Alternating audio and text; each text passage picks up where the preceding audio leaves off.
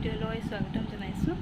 আৰু এতিয়া মই নামঘৰলৈ যাবলৈ ৰেডি হৈছোঁ, কাৰণ আজি আমাৰ নামঘৰত এখন শৰাই দিয়া হৈছে। গতিকে মই তালৈ যাবলৈ ৰেডি হৈ আছোঁ। অকণমান পিছত ওলাই যাম বুলি ভাবিছোঁ, কিন্তু বৰষুণটো দি আছে, সেইকাৰণে অকণমান ৰৈ দিওঁ। বৰষুণটো পাতল হ'লে আমি ওলাই যাম। বৰষুণটো এতিয়া অলপ অলপ দি আছে, আৰু এনেকুৱা বৰষুণত ওলাই যাবলৈ অলপ দিগদাৰ হৈছে, কাৰণ হাতত বস্তুও আছে। গতিকে অকণমান পাতল হ'লে মানে আমি ওলাই যাম ঘৰৰ পৰা। ফ্ৰেণ্ড, মই এতিয়া ওলাই যাবলৈ লৈছোঁ, আৰু বৰষুণটো অকণমান পাতল কৰিছে। চ' এতিয়া ওলাই যাওঁ, আৰু আপোনালোকে ভিডিঅ'টো চাই থাকিব। এতিয়া আমি নামঘৰ আহি পালোহি, আৰু নামঘৰটো ওচৰতে আছে, বেছি দূৰত নহয়। সেইটো কাৰণে বেছি সময় নালাগিল আহিবলৈ। বৰষুণটো অকণমান পাতল হোৱাৰ লগে লগে ওলাই আহিলোঁ।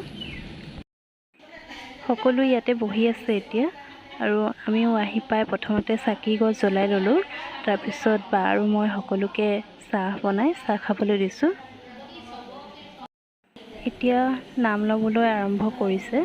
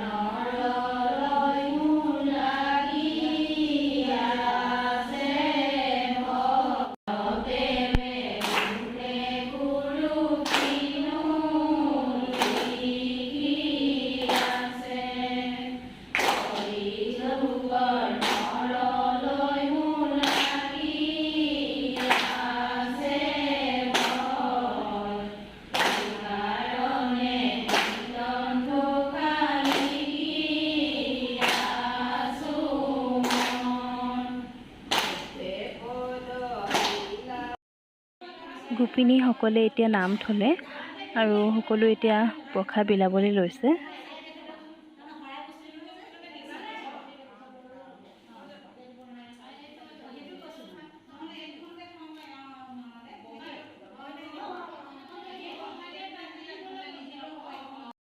আৰু এতিয়া আমি ঘৰ আহি পালোহি নামঘৰৰ পৰা।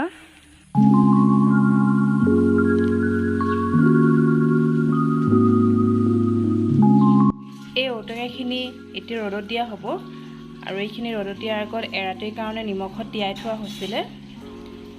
এতিয়া ৰ'দত দিলে মানে ইয়াৰ পানীটো অকল নিয়ৰ হোৱালৈকে শুকুৱাব লাগিব। তাৰপিছত এইখিনি মছলা তেল সানি বৈয়ামত ভৰোৱা হ'ব। এয়া এতিয়া এনেকৈ চালনীত ঔটেঙাখিনি মেলি দিয়া হ'ল, আৰু ইয়াৰ পানীটো নিয়ৰ হোৱালৈকে ৰ'দত শুকুৱাম। ৰ'দটো বাৰু এতিয়া ওলোৱা নাই, অলপ পিছত ইয়াত ৰ'দ পৰিব, আৰু ইয়াৰ পানীটো নিয়ৰ হ'লে মানে তেল মছলা সানি বৈয়ামত ভৰোৱা হ'ব। ঔটেঙাখিনিত হালধি আৰু নিমখ অলপ দি দিয়া হ'ল, আৰু এইফালে তেল গৰম কৰা হৈছে। এতিয়া এই গৰম তেলখিনি ঔটেঙা দি দিয়া হ'ব।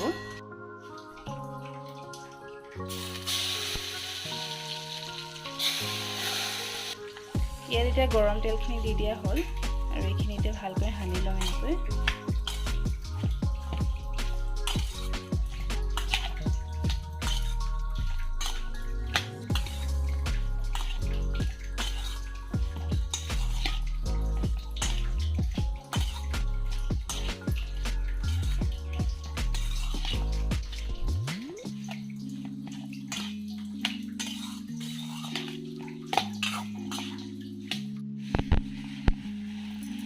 এতিয়া পাঁচফোৰণখিনি মিক্সিত খুন্দি ল'ব লৈছোঁ, আৰু এই পাঁচফোৰণখিনি প্ৰথমতে কেৰাহীত অকণমান গৰম কৰি ল'লোঁ, যাতে ভালদৰে গুড়া হৈ যায় গোটেইখিনি।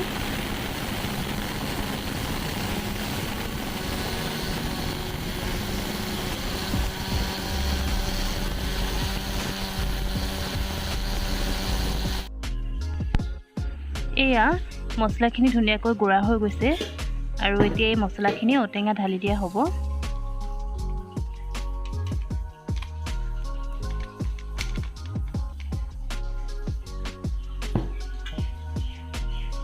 এতিয়া এই গোটেই মছলাখিনি ভালদৰে মিক্স কৰি লোৱা হৈছে যাতে ঔটেঙাত ভালদৰে গোটেই মছলাবোৰ সোমাই যায়।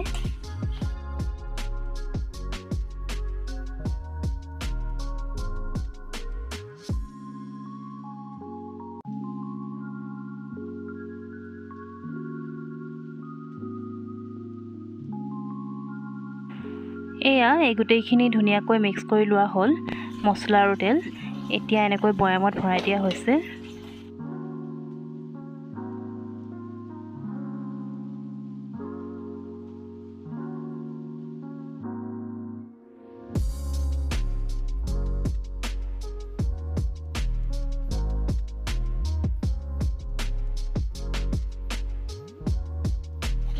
এতিয়া আচাৰৰ কাৰণে ভৰাই থোৱা ভোট জলকীয়া কেইটুকুৰামান ঔটেঙাখিনি দি দিয়া হৈছে যাতে আচাৰখিনি অকণমান জ্বলা হয় আৰু খাবলৈ ভাল হয়।